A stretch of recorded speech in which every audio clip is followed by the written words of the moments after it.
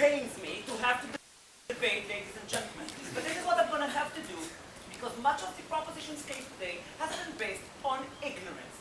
These are the rhetorics of a secular person. This is the case of a secular team. They have no idea what it means to have religious beliefs, and that's why they told us all that they have told us, and I'll be getting to that in just a second.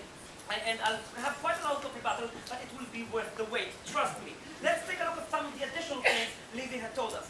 First, she said lastly she said, basically, I'm sorry. First, she said that we agreed to bomb orphanages. Well, as an English person, Lizzie, I would expect you to be able to discern sarcasm, okay? I'm not as quick in English as I am in Hebrew, shut up, okay? Uri said both are very wrong and unacceptable, okay? Secondly, her last point was that it prevents extremism, because people will say, oh, they desecrated our place, so we don't have to kill them, we can just settle for desecrating their place. I have 3 words: Israel-Arab conflict! That works in real life, Lizzie. Okay.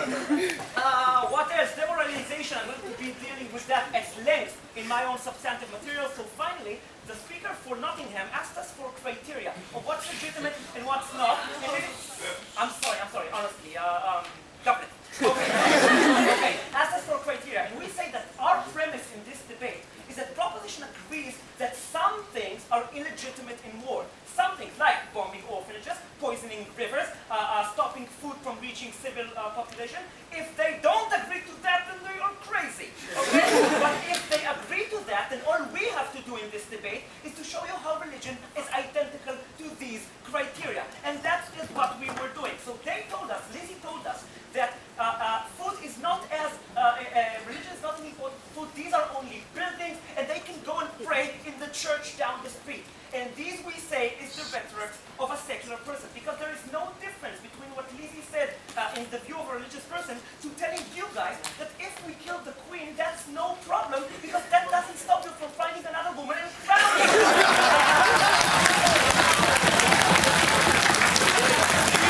Doesn't stop you from practicing monarchy.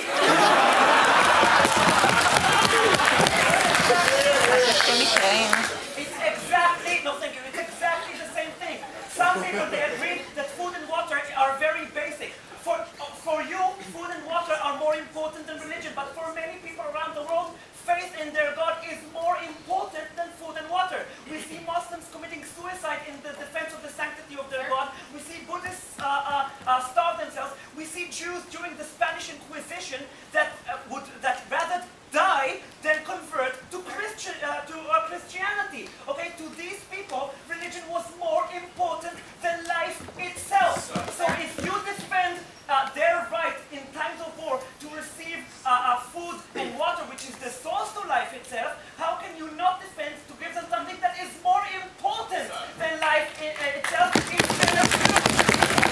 You don't think your personal secular views hold in this debate. Go. Do you think maybe the fact that they think that religion is more important than life itself means they might surrender and the war will be... No, and that's what my next point is going to prove. Actually, my second point is going to prove. First of all, let's talk about... No, I do that first just for you.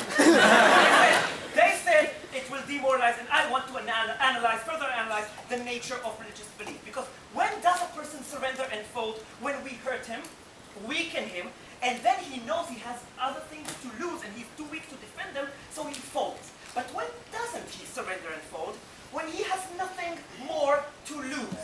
Now what we say is, because we have proved to you that religion is above all else for these people, if you defy the sanctity of their faith, and Lizzie made it sound like you're just preventing them from praying on Sunday. No, you're defiling it. We saw what happened with the cartoons of Muhammad in Denmark, okay? It wasn't a damn cartoon. It made them kill people. It made many Muslims kill innocent civilians. It was just a cartoon. So the sanctity, the mere sanctity that you defied is more important to them than life itself.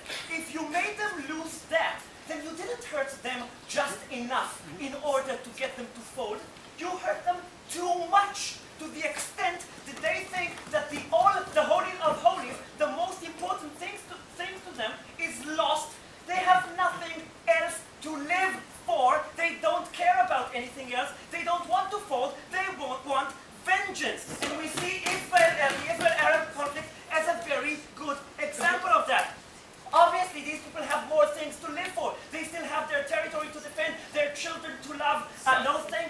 their jobs to protect. But when we defile their sanctity, when we throw cartoons, when we throw a pig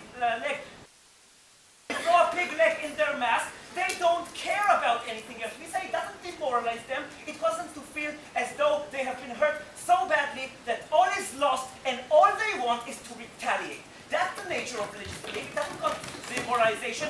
It causes fanaticism. No, thank you, sir. So, and you have to realize that's the nature of religious belief. Now, I know it sounds silly to most of you because we are all secular, but to an extreme religious person, that is reality. One more point. They told us that when they go to war against countries, and we suggest that religion are not owned by countries, but rather by population that are spread around the world. Now, we say when a country goes to war, it goes to war in the name of its own citizens. Some of its citizens are members of the same religion they now desecrate. Okay? We say a country has no right to go to war against the values of the same citizen in whose name, in their name, it goes to war. We say when a country, when a country desecrates a mosque, it commits a crime against its own Muslim citizens. When it desecrates a church, it commits a crime against its own Christian citizens. Those citizens never agreed to it. They never would have agreed to it. We say this is a clear violation of the country's